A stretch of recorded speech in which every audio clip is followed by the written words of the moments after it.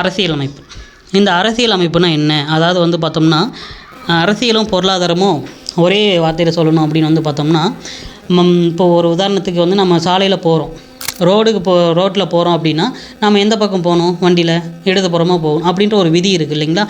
நடந்து ஒரு வண்டியில் போகிறதுக்கே ஒரு விதி இருக்குன்னா, ஒரு நாட்டை மெயின்டைன் பண்ணுறதுக்கு அதுக்குன்னு ஒரு விதி இருந்தால் தான், ரூல்ஸ் அண்ட் ரெகுலேஷன் இருந்தால் தான் அதுபடி ஃபாலோ பண்ண முடியும். அதுக்காக தான் இந்த அரசியல் அமைப்பு அப்படின்றது வந்து அப்போவே வந்து உருவாக்குனாங்க. இது உருவாக்குறதுக்கு கிட்டத்தட்ட வந்து 2 வருஷம் 11 மாதம் 18 நாட்கள் வந்து எடுத்துக்கிட்டாங்க அப்படின்லாம் நம்ம வரலாறுல படிச்சிருப்போம் இந்த அரசியல் அமைப்பு உருவாக்குறதுக்கு. அதனால தான் வந்து ஒவ்வொரு வருஷமும் நவம்பர் 26 நம்ம வந்து அரசியலமைப்பு தினமாக கொண்டாடுறோம். ஸோ இத்தகைய அரசியலமைப்பில் வந்து பார்த்திங்கன்னா சட்டம், திட்டம். இப்போது அரசியல் அப்படின்னு எடுத்துக்கிட்டோம்னா சட்டம், இதில் என்னென்ன சட்டம்லாம் ரூல்ஸ் அண்ட் ரெகுலேஷன் இருக்கும் அது எல்லாமே சட்டத்தில் படிப்போம்.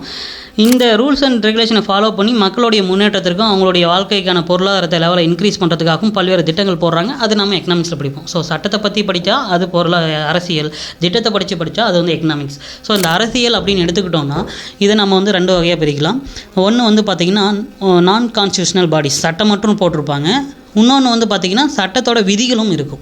ஸோ அந்த விதிகள் அப்படின்னு எடுத்துக்கிட்டோன்னா, இப்போ மத்திய அரசுனா இந்தந்த விதிப்படி இப்படி நடக்கணும், மாநில அரசுனா இந்தந்த விதிப்படி ஆர்டிகல் 18, ஆர்டிகல் 30, ஆர்டிகல் 50 இந்த மாதிரி விதிகள் இருக்குன்னா அந்த விதிப்படி இது நடக்கணும் அப்படின்ற ஒரு ரூல்ஸ் அண்ட் ரெகுலேஷன் இருக்குது. அதை தாண்டி வெறும் சட்டம் மட்டுமே இருக்கும். இப்போ உதாரணத்துக்கு வன்கொடுமை தடுப்பு சட்டம், வரதட்சணை தடுப்பு சட்டம், இந்த மாதிரி சட்டம் மட்டும் இருக்கும். அது வந்து ஆர்டிகல் இடம்பெறாது, இருந்தாலும் அது ஒரு சட்டம், அதனால அது வந்து ஃபாலோ பண்ணுவாங்க. ஸோ இந்த மாதிரி வந்து நான் கான்ஸ்டியூஷனல் பாடிஸ், கான்ஸ்டியூஷனல் பாடிஸ் அப்படின்னு வந்து நம்ம அரசியலை 2 வகையாக பிரிக்கலாம்.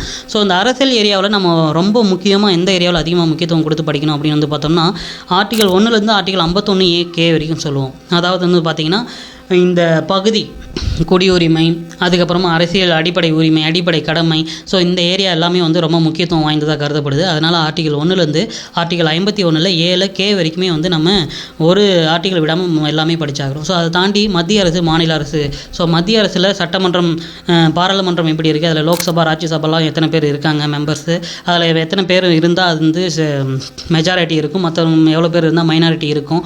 அதே மாதிரி லோக்சபாவில், மாநிலங்களவையில் எத்தனை பேர் இருக்காங்க, மக்களவையில் எத்தனை பேர் இருக்காங்க, அதில் எத்தனை பேர் சேர்ந்து பிரதமரை தேர்ந்தெடுப்பாங்க, குடியரசுத் தலைவரை எப்படி தேர்ந்தெடுக்கிற முறைகள் என்ன, இந்த மாதிரி இருக்கிற டாபிக் எல்லாமே வந்து பார்த்திங்கன்னா மத்திய அரசில் இருக்கும். சேம் இதே தான் மாநில அரசுலையும். இப்போ நம்ம சென்ட்ரல் கவர்மெண்ட்டில் குடியரசுத் தலைவர் படிக்கிறோம், ஒரு உதாரணத்துக்கு சொல்கிறேன், சென்ட்ரல் கவர்மெண்ட்டில் குடியரசுத் தலைவர் படிக்கிறோம் அப்படின்னா ஸ்டேட் கவர்மெண்ட்டில் ஆளுநரை பற்றி படிப்போம். சென்ட்ரல் கவர்மெண்ட்டில் பிரதமர் அப்படின்னா அங்கே ஸ்டேட் கவர்மெண்ட்டில் முதலமைச்சர், அங்கே எம்பினா அங்கே எம்எல்ஏ. ஸோ இதுதான் டிஃப்ரெண்ட். ஆர்டிகளும் இதில் தான் வேரியேஷன், சேம் அதே தான் வரும். ஸோ அதனால தான் வந்து இந்தியாவை என்ன சொல்கிறோம் அப்படின்னு வந்து பார்த்திங்கன்னா யூனியன் அப்படின்னு வந்து சொல்கிறோம். கூட்டாட்சி நாடு அப்படின்றதுக்கு ஒரு உதாரணம் வந்து என்ன அப்படின்னு வந்து பார்த்திங்கன்னா, இங்கே இருக்கிற எல்லா மாநிலங்களும் ஒன்று சேர்ந்து ஆட்சி செய்கிறனால தான் இந்த கூட்டாட்சி மிகுந்த ஒருங்கிணைந்த யூனியன் அப்படின்னு வந்து சொல்கிறோம். அதே மாதிரி இந்த அரசியலில் இந்த ஏரியாவில் அதிகமாக முக்கியத்துவம் கொடுக்கணும். ஸ்பெசிஃபிக்காக நம்ம மேலோட்டமாக பார்த்தோன்னு வச்சுக்கோங்களேன், இப்போ ஃபஸ்ட்டு 4 பகுதிகளை தாண்டி மத்திய அரசு, மாநில அரசு, அதுக்கப்புறமா அட்டவணை அதாவது வந்து பார்த்திங்கன்னா ஒரு சப்ஜெக்ட் எடுக்கிறோன்னா சிலபஸ் ரொம்ப முக்கியமானது. அதே மாதிரி அரசியல் எடுத்துக்கிட்டோன்னா நம்ம பொதுவாக ஒரு புக் எடுத்தோன்னா பொருளடக்கம்னு இருக்கும், இல்லை பாட சுருக்கம்னு இருக்கும். அதில் ஹெட்டிங் மட்டும் இருக்குது, இந்த ஹெட்டிங்கில் இந்த பாடம் இந்த பேஜ்லேருந்து இந்த பேஜ் வரைக்கும் இருக்குது. அதே மாதிரி தான் அரசியலையும் அட்டவணை பகுதின்னு இருக்கும். ஸோ அந்த அட்டவணையில் 12 அட்டவணையில் என்னென்ன சொல்லியிருக்காங்க, அதில் என்னென்ன ஆர்டிகல்லாம் வருது, அதே மாதிரி 25 பகுதிகளில் என்னென்ன சொல்லியிருக்காங்க, அது என்னென்ன மாதிரி சொல்லியிருக்காங்கன்றதை மட்டும் நம்ம பார்த்தோம்னா அதுலேருந்து பொறுத்துக்கள் கூட கொஸ்டின்ஸ் ஈஸியாக கேட்கறதுக்கு வாய்ப்பு இருக்குது. அதை தாண்டி இந்த பகுதிகளில் மத்திய அரசு, மாநில அரசு தாண்டி இந்த மொழி, எத்தனை மொழிகள் இருக்குது, அதே மாதிரி யூனியன் பிரதேசங்கள் எத்தனை இருக்குது. இப்போ அதாவது வந்து பார்த்திங்கன்னா மாநிலங்கள் தாண்டி வேறு என்ன இருக்குது அப்படின்னு வந்து பார்த்திங்கன்னா யூனியன் பிரதேசம்னு ஒன்று இருக்குது. ஸோ மாநிலம் அப்படின்றது வந்து ஒவ்வொரு மாநிலத்திலையும் அது நிர்வாகம் செய்கிறதுக்கு மக்களால் தேர்ந்தெடுக்கப்பட்ட பிரதிநிதியான முதலமைச்சர் இருப்பாங்க, அங்கே இருக்கிற எம்எல்ஏ இருப்பாங்க. ஆனால் யூனியன் பிரதேசங்களில் மட்டும் யார் இருப்பா அப்படின்னு வந்து பார்த்திங்கன்னா துணைநிலை ஆளுநர் இருப்பாங்க. அவங்க வந்து மத்திய அரசு, சென்ட்ரல் கவர்மெண்ட்டோட நேரடி கட்டுப்பாட்டில் இருப்பாங்க, குடியரசுத் தலைவரோட கீழே அவங்க வருவாங்க. ஸோ இதை பற்றி டாபிக் எல்லாமே நம்ம அரசியல் படிக்கிற போகிறோம். அதே மாதிரி நான் கான்ஸ்டியூஷனல் பாடிஸ் அப்படின்னு எடுத்துக்கிட்டோன்னா, இப்போ உதாரணத்துக்கு இப்போ ஆணையம், தகவல் அறியும் உரிமை சட்டம், அதில் தகவல் ஆணையம் இருக்குது. அதே மாதிரி வந்து பார்த்திங்கன்னா சிறுபான்மையினர் ஆணையம், மகளிர் ஆணையம், அதுக்கப்புறம் இந்த மாதிரி பல்வேறு ஆணையங்கள்லாம் இருக்குது. ஸோ இந்த ஆணையத்தில் இருக்கிற தலைவர் தேர்தல் ஆணையம். ஸோ இந்த ஆணையத்தில் இருக்கிற தலைவர் யார், அங்கே உறுப்பினர்கள் என்னென்ன யார் இருக்காங்க, அந்த உறுப்பினர்களுக்கான தகுதி என்ன, அவங்களுக்கான வேலை என்ன, அவங்களுடைய அதிகாரம் என்ன, அவங்களுக்கு சம்பளம் யார் கொடுக்குறா, அந்த சம்பளம் யாருக்கு நிகராக வாங்குறாங்க. ஸோ இந்த மாதிரி வெறும் கூற்று காரணத்திலே அரசியலில் நிறைய கொஸ்டின்ஸ் கேட்கலாம். ஸோ அரசியலமைப்பை பொறுத்த வரைக்கும் இருக்கிற எல்லா ஆர்டிகளும் படிக்கணுமா அப்படின்னு பார்த்தா கண்டிப்பாக கிடையாது. ஆர்டிகல் 1லேருந்து ஆர்டிகல் 51A வரைக்கும் படித்தா போதுமானது. அதுக்கப்புறமா இருக்கிற முக்கியமான மத்திய அரசு, மாநில அரசு, ஃபார் எக்ஸாம்பிள் வந்து கூட்டம் இருக்கிற ஆர்டிகல் என்ன, குடியரசுத் தலைவர் வந்து ஆட்சி கலைக்கிற அதிகாரம் அதுக்கான ஆர்டிகல் என்ன, அதுக்கப்புறமா வந்து பார்த்திங்கன்னா பட்ஜெட்டுக்கான ஆர்டிகல் என்ன, இந்த மாதிரி பல்வேறு ஆர்டிகல் முக்கியமான ஆர்டிகல் மட்டும் பார்த்துட்டு அந்த காரணங்கள் அந்த கூற்றுகளில் தான் வந்து இந்த மாதிரி கொஸ்டின்ஸ் எல்லாம் கேட்பாங்க. இப்போ குடியரசுத் தலைவர் வந்து இந்த அதிகாரத்துக்குலாம் இது பண்ணுறாங்க அப்படின்னா அதில் என்ன ரீசன், இந்த ரீசன் ஒரு கூற்று கொடுப்பான், அதுக்கு ஒரு காரணம் கொடுப்பான். ஸோ இந்த மாதிரி இருக்கிற கூற்று காரணங்கள் ரிலேட்டடாக இருக்கிறனால நீங்கள் ஸ்கூல் புக்ஸை தெளிவாக படிச்சுக்கிட்டிங்கன்னா ரொம்ப பயனுள்ளதாக இருக்கும். ஸோ இந்த அரசியல் பொறுத்த வரைக்கும் முன்னே ஹிஸ்ட்ரி சொன்னேன் இல்லைங்களா, அந்த ஹிஸ்ட்ரியில் நீங்கள் 6லேருந்து 10 வரைக்கும் படித்தா போதுமானது. ஆனால் முழு வரலாறும் தெளிவாக புரியணும் அப்படின்னா நீங்கள் 11வது 12வது வரலாறு படிக்கணும்.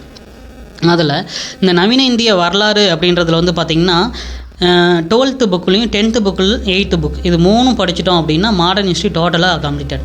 அதே மாதிரி ஹிஸ்ட்ரி அப்படின்னு எடுத்துக்கிட்டோம்னா அந்த 6லேருந்து 10 வரைக்கும் படிக்கிறதுல ஆன்ஷியன் ஹிஸ்ட்ரி கவர் ஆகும். அதோடைய மொத்த வரலாறு 11th புக்கில் இடம்பெறும்.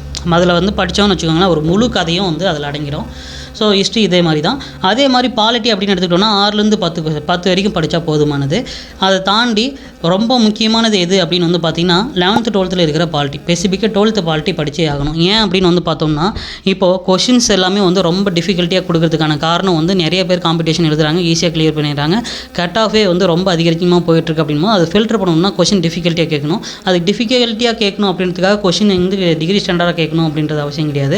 12th புக்லேருந்தே கேட்டலாம் அப்படின்றதுக்காக லாஸ்ட் குரூப் 4ல் வந்து பார்த்திங்கன்னா 12th புக்லேருந்து நிறைய கொஷின்ஸ் கேட்டிருந்தாங்க. அதனால் இப்போ குரூப் 4 ப்ரிப்பேர் பண்ணுறவங்களா இருக்கட்டும், அடுத்தடுத்து குரூப் 2 ப்ரிப்பேர் பண்ணுறவங்களா இருக்கட்டும், இந்த 11th and 12th புக்ஸில் most important கொடுத்து படிச்சிங்கன்னா மோஸ்ட் யூஸ்ஃபுல்லாக இருக்கும். உங்களுக்கு தனியாக பிரித்து மார்க் இன்க்ரீஸ் பண்ணி கொடுக்கும். மற்றவங்களோட காம்படிஷனில் நீங்கள் கொஞ்சம் முன்னாடி வரதுக்கான வாய்ப்பு இதில் இருக்குது. ஸோ பாலிட்டியை பொறுத்த வரைக்கும் எவ்வளோ கொஷின்ஸ் கேட்கலாம் அப்படின்னு வந்து பார்த்திங்கன்னா 8லேருந்து 10 கொஷின்ஸ் வரைக்கும் கேட்கலாம்.